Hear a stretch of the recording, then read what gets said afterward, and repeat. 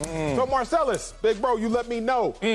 Do you like the move starting Tua? No, I don't like the move starting Tua. Let me clarify before I start getting beat up on in social media world.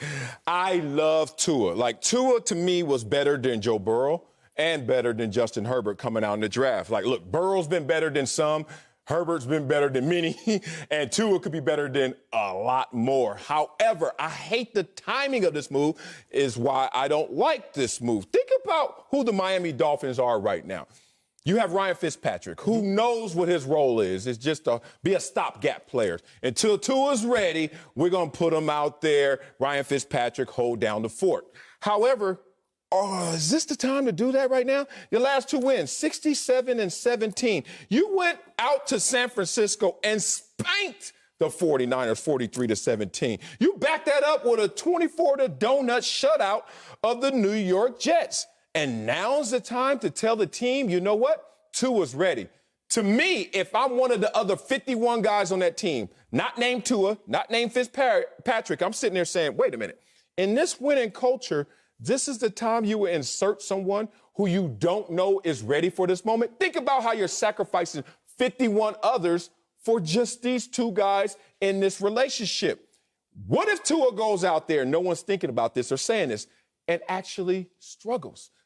Actually fails. And you had a team that was rolling. A team was feeling itself. And all of a sudden you put in a guy, not only do you mess with the confidence of Tua, whatever that means, he can shake it off. But more importantly, there are 51 other guys saying, what are we in this for if while we're winning in these moments, you want to stop it, interrupt the groove? I wouldn't do it. I disagree with you because I like the move. The reason I like the move is there's no better time than right now.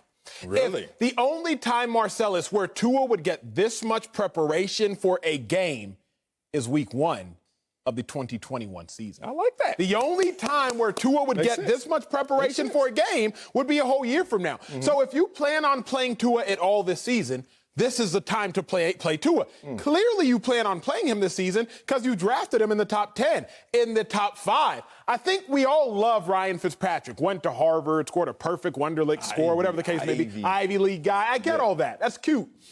Let's not act like Ryan Fitzpatrick is Brett Favre. No. And you have Aaron Rodgers sitting. Let's not act like Ryan Fitzpatrick is Joe Montana. Like, Ryan Fitzpatrick has 10 touchdowns, 7 interceptions. He's played well.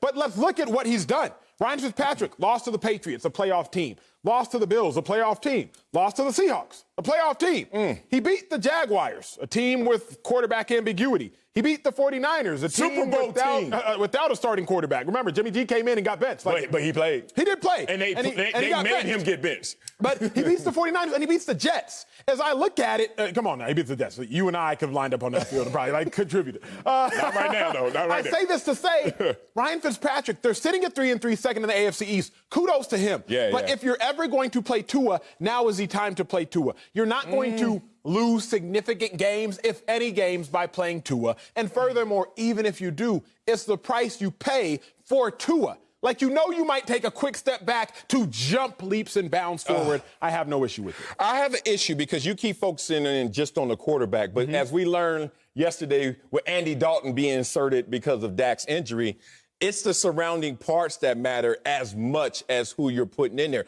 Tua, his eye's going to be this big when he gets out there. I don't give a damn how good you were in college. And now you go out there behind the 26th ranked pass blocking offensive line in the NFL. Now, most people will look at this team and say, oh, they only sacked Fitzpatrick 10 times. So what do you mean about the offensive line? I give you this example. Dak Prescott in his 5 games only was sacked 10 times. But he was able to hide the issues with their offensive line to a degree because of his veteran savvy and his ability to move around in the pocket, not just escape the pocket. So Dak Prescott gets sacked 10 times in 5 starts. And then Andy Dalton goes out there, offensive line, and gets sacked 4 times without their best pass rusher in Chandler Jones. So now I look at this situation in Miami, I'm like, look, rookie, understand I've been covering up some warts out here. And it's not because I'm better than you. It's just because I'm more experienced than you. So these things are be coming at you fast. I just think it's a bad time.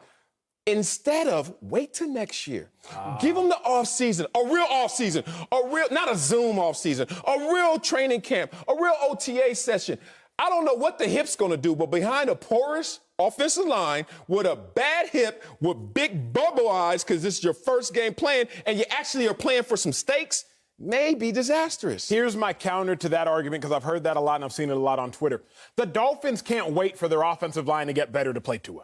Offensive line takes years to build. Cowboys had the best offensive line for about 5-6 years because they committed their first-round picks for several years to drafting offensive line. So I understand that argument of the Dolphins' offensive line is terrible, but they're not going to be better tomorrow, might not be better next year, might not be better in 2 years. You can't wait until this is fixed to now play Tua.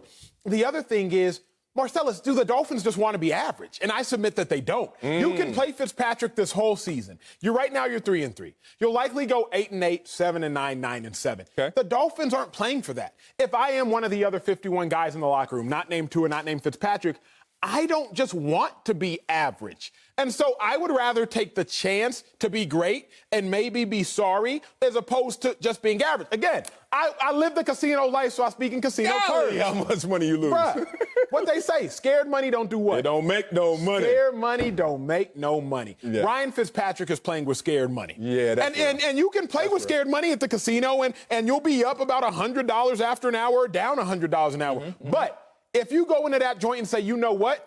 Scared money don't make no money. Let's go to the high limit tables and pop. Then you might be up about 10 bands in 5 minutes. Or you might be up about and you're the one helping build new casinos. And that's what usually happens. Here's the thing. If I'm on a team, be real. If you're a Miami Dolphin, first of all, applause, no state tax. Second of all, applause again, you live in Miami. Damn, you never lose a game, even if you, those 3 hours, put them to the side, you're in Miami. Here's the real, 67-17, I keep bringing that up because timing matters. It seems like this team is figuring it out. It's finding itself. And if I'm finding myself, why would you now want to disturb this groove? Don't disturb this groove. Why would you disturb the groove that we have just found to put Tua out there? Imagine, be real, Acho. You've been balling the last couple of weeks. Y'all 3-3. So you're like, hey, we second in this division. We got a chance. And then Tua goes out there and does what rookies do. Struggle. And not struggle, scruggle. And then you're sitting there like, why we do this? And then that affects your performance or affects the ethos. And then you're looking at Fitzpatrick. He's like, hey, my job was to hand the baton off smoothly. I did my part. What happens to the winning culture in terms of instilling that when guys are sitting there second guessing the decision if Tua struggles? That's a good point. But what I will say is this. Fitzpatrick never beat Marcellus teams that they were supposed to lose to.